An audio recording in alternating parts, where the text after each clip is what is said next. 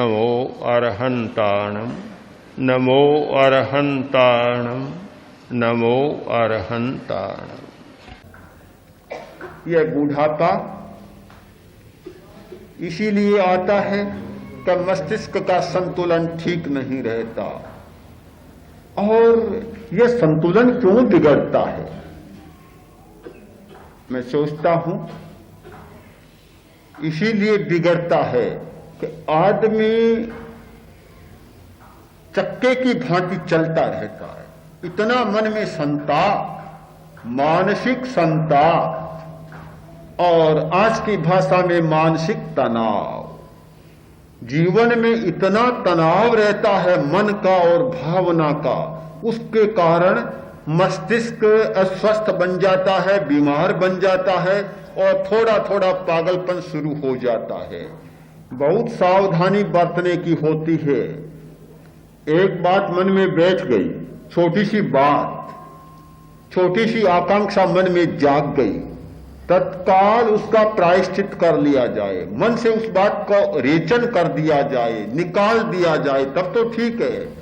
और मन में पालते गए पालते गए पालते गए तो वह छोटी सी बात इतनी खतरनाक बन जाती है कि दिमाग को पागल बना देती।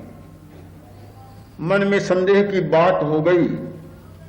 एक पति और पति के मन में अपनी पत्नी के प्रति एक संदेह की भावना घर कर गई।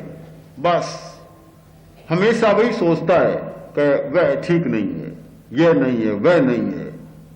होते होते बात यहां तक पहुंच जाती है कि पागल बनाकर छोड़ देती है। छोटा सा संदेह पागल बना देता है। मैंने देखा है एक आदमी तो जिसके मन में यह बात हो गई कि भाई ये प्रवृत्ति साधु लोग कर रहे हैं, ये ठीक कहां है? पुराने तो नहीं करते थे, आज करें, ठीक कहां है? ऐसी एक दो तीन बात बैठ गई। बैठते बैठते उन बातों ने उसको पागल बना दिया। अब कई बार मेरे पास आता है, बार बार पूछता, एक बार उत्तर दिया, दूसरी बार आता है वही प्रश्न, तीसरी बार आता है तो वही प्रश्न। मैंने समझ लिया प्रश्न का उत्तर देने का अर्थ नहीं रहा, यह तो पागलपन हो गया। साफ साफ कहना पड़ा कि भाई तुम्हारा दिमाग संतुलित नहीं है, अब उत्तर नहीं, बस तुम तो इन बातों को छोड़ दो। पर छोड़े क्या? एक बार उत्तर दिया कि ठीक है, घर पर गया और फिर वही भूत सवार। तो ऐसा भूत है, वह बुढ़िया का दामाद है कि एक जाता है तो दूसरा भूत आता है, दूसरा जाता है तो तीसरा आ जाता है। 4 दामाद थे, चारों मर गए, चारों ही प्रेत बन गए। एक को निकाला तो दूसरा आया, दूसरे को निकाला तो तीसरा आया, तीसरे को निकाला तो फिर चौथा तैयार, चारों को निकाला तो फिर नंबर शुरू हो गया। तो बुढ़िया का दामाद कहीं समाप्त ही नहीं होता। सचमुच जीवन के प्रति बहुत सावधान रहने की जरूरत है। ऐसा कोई भी विचार विकल्प मन में स्थान न कर पाए, अड्डा न जमा ले, जो कि मस्तिष्क को अस्वस्थ बनाए या बूढ़ा बनाए। बूढ़ापे के साथ मैत्री करने का मतलब है कि मन में एक भी निराशावादी विचार को स्थान न दें। आप लोग श्वास प्रेक्षा का प्रयोग करते हैं, समवृत्ति श्वास प्रेक्षा का प्रयोग करते हैं। एक नथुने से श्वास लिया और दूसरे से तत्काल निकाल दिया, फिर दूसरे से लिया और पहले से निकाल दिया। एक से लेते हैं, दूसरे से निकाल देते हैं।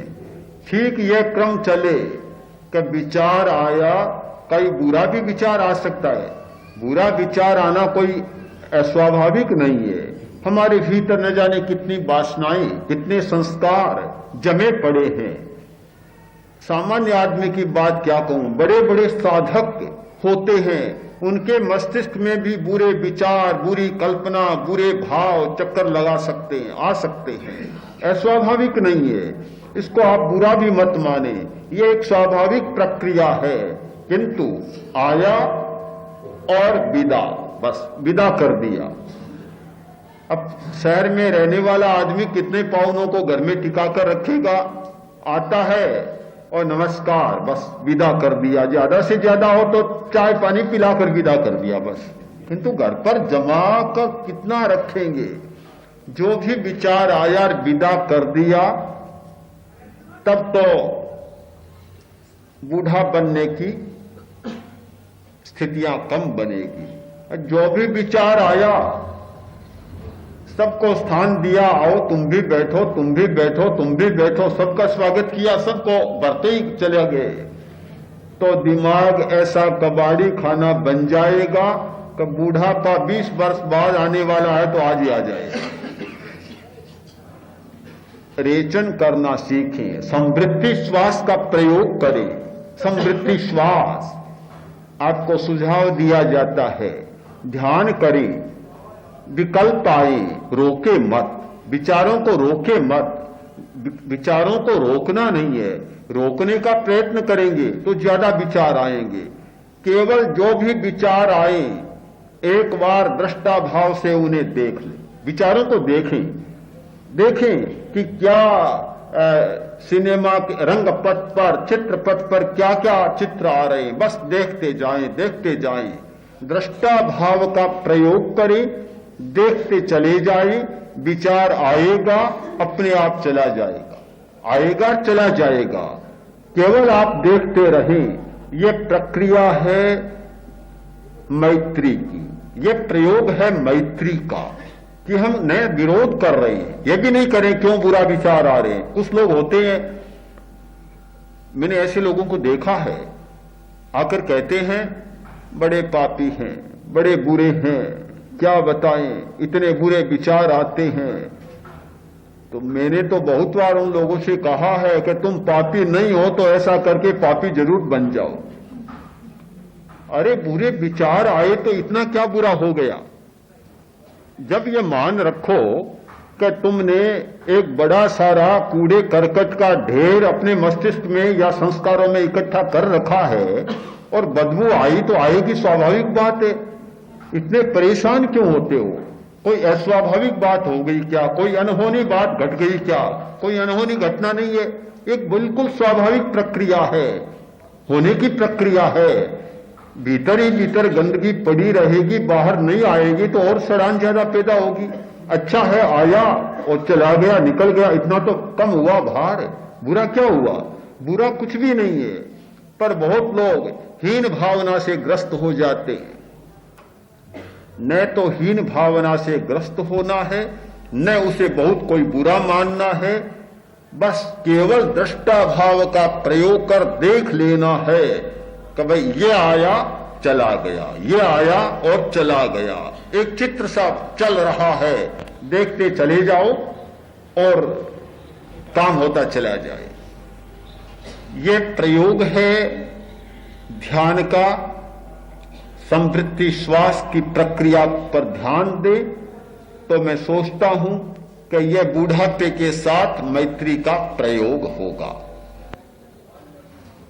केवल दुख पाना न सीखें, हर दुख को सुख में बदलना सीखें, दुख को सुखमय बनाना सीखें। इस प्रक्रिया में लगता है कि शायद बहुत सारी ग्रंथियां अपने आप खुलेंगी और जो बूढ़े लोग होते हैं, बूढ़ापे को बड़ा कष्टदायी मानते हैं, अगर इस प्रकार की प्रक्रिया का अभ्यास करें, प्रयोग करें, तो और बहुत कुछ हो जाने पर भी वे कष्ट का अनुभव नहीं करेंगे, बूढ़ापा सताएगा नहीं, उन्हें दुख नहीं होगा,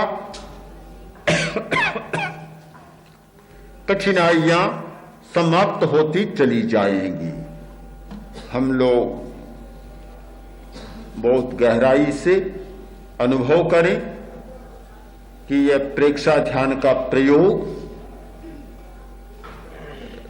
हर दुख की स्थिति में एक आलंबन देने का प्रयोग है, सहारा देता है, सहारा। और इस सहारे को पाकर आदमी अनुकूल और प्रतिकूल दोनों स्थितियों में अपने आप को संतुलित रख सकता है। हमारे जीवन की सफलता का सबसे बड़ा सूत्र है संतुलन।